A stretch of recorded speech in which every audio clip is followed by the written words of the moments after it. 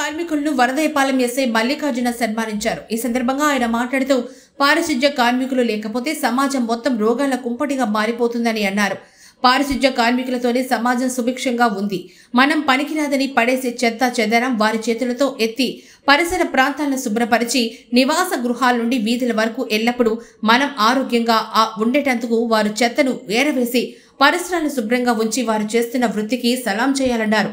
ప్రమాదం అని తెలిసిన ఈ పనిని వారు ఎన్నుకొని ఈ వృత్తి దేవుడిచ్చిన వరమని భావించి వారు చేస్తున్న ఈ వృత్తి ప్రత్యేకమైందని, వెలకట్టలేని విలువైందని, ఏ ఇతర వృత్తులతో వీళ్ళని పోల్చడం కూడా సంభవం కాదు।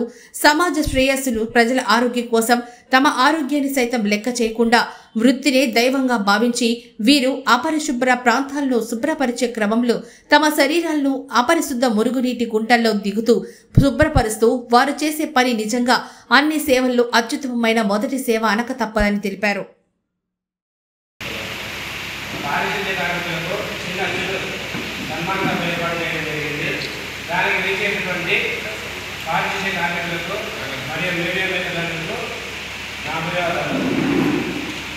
ఉదయం లేచినప్పటి నుంచి సాయంత్రం పడుకునే వరకు ప్రతి ఒక్కరికి తమ తమ వృత్తుల్లో బిజీగానే ఉన్నారు అందరూ।